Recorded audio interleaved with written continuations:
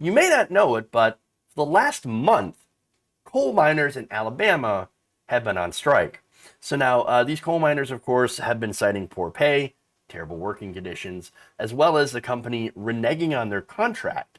And so this 1,000 plus members of the United Mine Workers of America have been protesting their company's takeover by Warrior Met Coal. So now Warrior Met, of course, had taken over when the previous owners of this mine had gone bankrupt. So when that happened, there was a brand new contract. These miners took massive, massive concessions in order to help that company get back to its feet.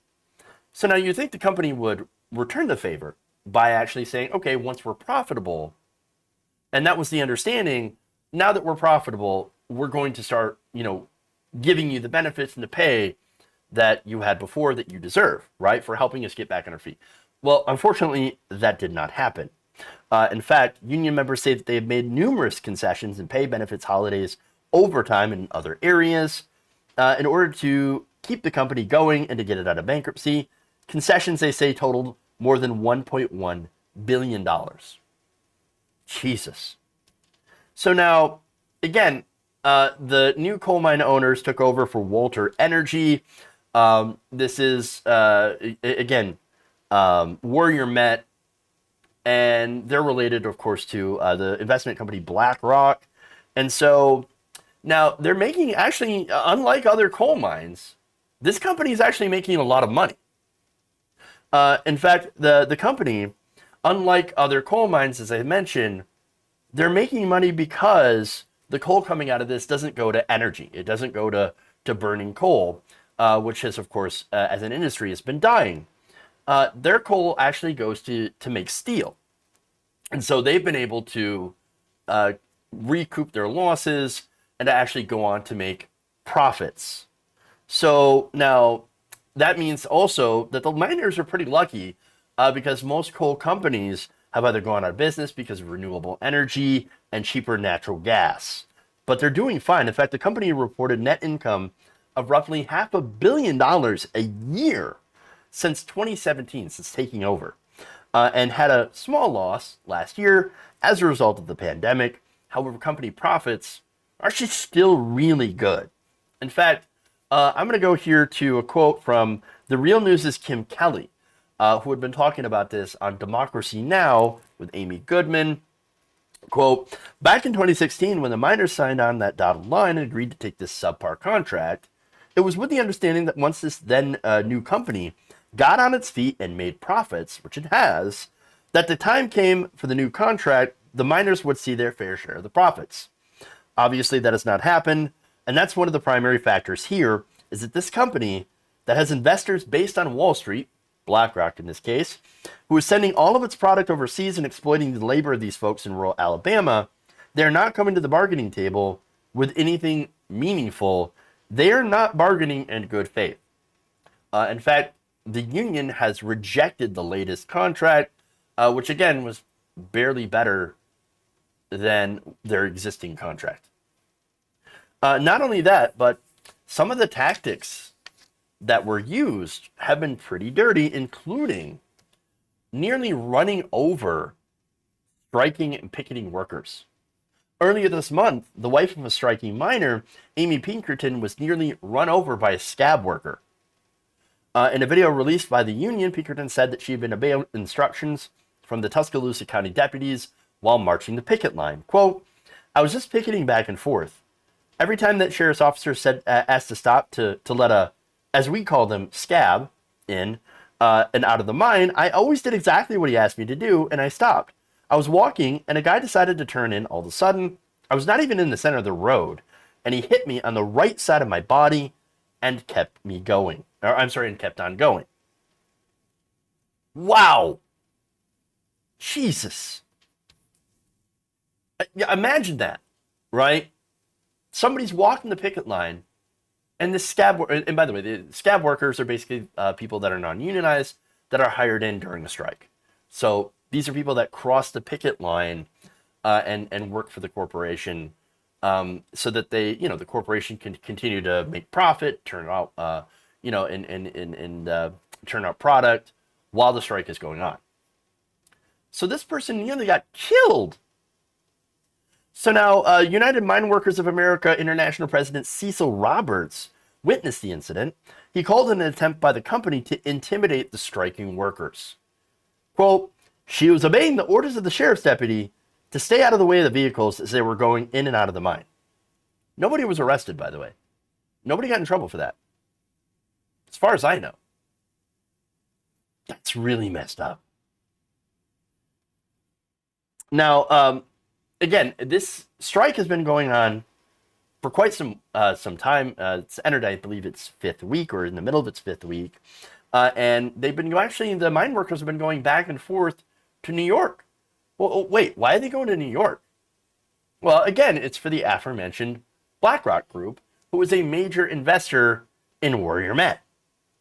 And so now there's not a lot of information, interestingly enough, about this. And as I mentioned at the top of the segment, you might not have heard what was going on. Well, it's because nobody in mainstream media is covering it. I mean, you've got a few independent outlets. You've got, The Nation. You've got Democracy Now. You've got AL.com, local media in Alabama, of course. And then Jordan Sheridan of Status Quo, who is, I believe, currently there covering this. Those are the only people that are talking about this. You do a Google search, you look for news. Here's what you don't see: Washington Post, New York Times, CNN, MSNBC. And of course, you're not going to see conservative outlets cover this at all. And that's the bigger question, actually. Where the hell is conservative media? Where's Donald Trump? I thought he loved the coal miners. Did he put out a statement supporting the coal miners in the strike against the corporation? No. What about Joe Manchin? Joe Manchin, corporate Democrat, loves coal, loves the energy companies. Oh, wait. Well, there's the answer. He loves the companies, not the workers.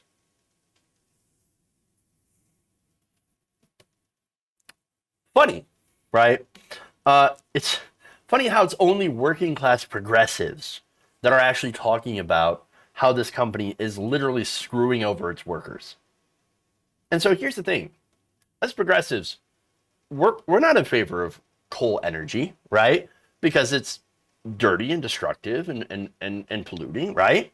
But here we are. We can reconcile that by looking out for the workers. Here you have Republicans and Democrats, corporate Democrats like Joe Manchin. They only look out for the mine owners. We look out for the workers. It's never, for them, it was never about the working class. Okay? I want to see these miners, personally, I would love to see the miners get better jobs with better pay with a different company doing something like green energy. I'd love to see that. But until that happens, hell yeah, I'm going to support their strike. Because they are working people, and they do deserve fair pay. They do deserve health care, and that's one of the big things, too. Coal mining is a dangerous job, no matter what you're doing it for, whether it be energy or, to supply, steel workers, I guess, with coal to make steel. It doesn't matter. You've got to defend and protect these workers. And they need health care. It is a dangerous job, and they need worker protections, they need health care, and they need fair wages. And none of that is involved in any of these strikes. And by the way, you go on strike, what's the first thing you lose? Health care, as well as a disposable income. And that's important as well. These workers are just trying to feed their kids, right? They're not responsible for what their what their company does and how they pollute. You think the workers are in charge of that? No, they're going in, they're busting their ass. They're doing what they have to do in order to feed their families. That's it. And you know what? I think the company should give them what they deserve for their labor. But unfortunately, in this country, unless you're a shareholder, you don't mean a damn to them. You don't matter at all. And it's the same with so many of these other companies. I mean, just recently, you had a Frito-Lay strike, right? Where, striking workers, they had suicide shifts and were working, 7 days a week, up to 18 hours a day. I mean, just horrible conditions, right? Barely had time to go home and shower and sleep and spend time with their families, and because they had to go back to the plant. Oftentimes working in 100 plus degree temperatures. If the cooks there, 130, 140 degree temperatures. No air conditioning in that place. People literally dying on the line, and they're just like, just move the body and replace it. The line's got to go, go, go. Keep producing, keep going. I've been in those environments. I used to work in factories myself, so I understand exactly what it's like to work in those places. It ain't pleasant. It ain't pleasant. And so, this is what happened at Frito-Lay. Now, Frito-Lay just recently, the workers stopped their strike. They voted to accept a new contract, which was barely marginally better than what they had offered before. They actually get one guaranteed day off now. Ooh, oh, what happened? Well, it turns out the workers did not have the resources to sustain themselves to wait out a better deal with Frito-Lay.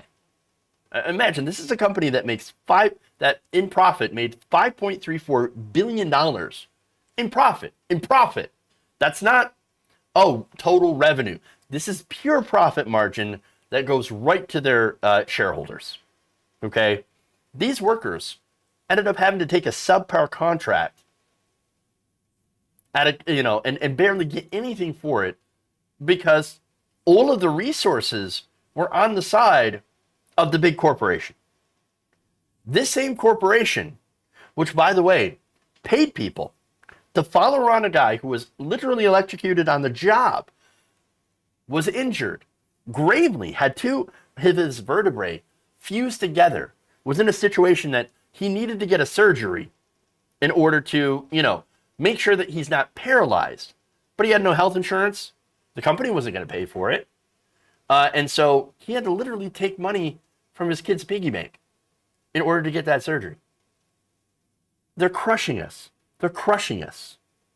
That company, instead of, following up and saying, okay, health insurance, sure, we can pay for that. $5.34 billion. They instead hired people to stalk that family, to follow them around to see if, I just got to find out if he's really actually injured. This guy was a model employee. Model employee. Never got in trouble. Always got, had gotten promoted several times for good work. Didn't matter to them. Didn't matter. Anytime it came to them doing their part and taking care of their workers, their workforce, nope, not interested. Not going to do it. No, we'd rather you fuck off and die.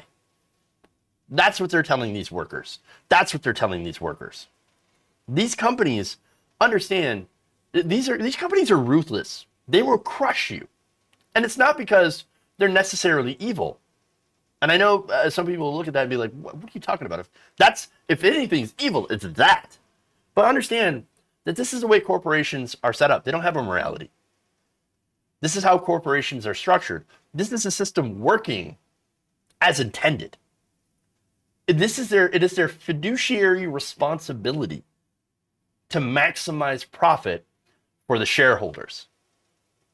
That's it. Anything that gets in the way of maximizing profit must be crushed, including the workers. That's the way the system was designed and set up to be. That's why strikes are important. That's why labor laws are important. That's why unions are important. My God, unions are important. And I understand, there are bad unions, there are good unions, there are bad bosses, there are good, things like that. There are unions that don't always look out for their membership. I remember the culinary union during the 2020 primary that was trying to push people in Las Vegas, for example, to push for the establishment Democrat in the race that was not pro-union. It turns out that these, quote unquote, fat cat corporate union bosses or whatever, corrupt union bosses, I should say, were, in league with the Democratic Party in a way to try to make sure that the donors to the Democratic Party weren't inconvenienced by us all getting health care. which, by the way, would have saved the company a lot of money if we had gone to universal healthcare, like a Medicare for all. Well, that's actually great for the company because they don't have to provide healthcare anymore. No, but because the donors to the Democratic Party happen to be the pharmaceutical industry and happen to be, the hospitals, as well as, hospital groups and health insurance companies. Well, they didn't want to support anyone. They didn't want the union to support anyone that would change that status quo. And oftentimes, of course, some of these unions, the culinary, for example, were selling health insurance and would get a kickback, would get a commission from that. So understand that, yes, in not every situation, the union or the union leadership is good, but generally unions overall do way more good than harm. And that's why we need them in this country. I mean, there's a situation where some European countries don't even have a mandated federal minimum wage. And you think, wait a minute. Well, then aren't workers getting paid nothing? No, they have such strong union membership, over 70% union membership in some of these countries, where the union has so much power that they say, okay, we demand a $22 minimum wage. And the companies say, yes, sir. Yes, sir. We'll get right on that. And they actually do. Unlike in America, where the minimum wage is still $7.25 because our Congress is bought off by these same corrupt corporations. That's the situation here in America. We need unions. We need labor. Labor needs to stand up and continue to stand up and also support other unions and strikes just like this. This is why you don't hear the Washington Post, owned by Jeff Bezos, report on these strikes. Why? Because they just recently had to foil their own union push in the Amazon warehouses in Bessemer, Alabama, which, by the way, is what? Probably about an hour away from where these strikes are happening. Bessemer. And so, yeah, of course, corporate media, they're not talking about this. And that's the reason why, because they're all owned by corporate interests. Support unions, and also, by the way, support independent media. Really important to do so, not to toot my own horn here, and actually to promote others who have been actually doing the on-the-ground work. I mean, here's the thing. Washington Post, CNN, you don't see these stories because there's nobody reporting on it. A company like CNN and Washington Post literally could be the ones to afford to send people out to cover these massive strikes, and they choose not to. So it comes down to small independent creators. Like, again, gigantic credit to Jordan Sheridan for actually literally being on the ground and being pretty much the only person that can afford to be on the ground. So, that's the situation here. Support unions, support independent progressive media, and support your fellow worker. If you enjoyed this video, please give us a like and share with your friends. You can subscribe and help out the channel by becoming a patron. It's patreon.com/Jeff Waldorf, or you can become a channel member as well by hitting the join button below.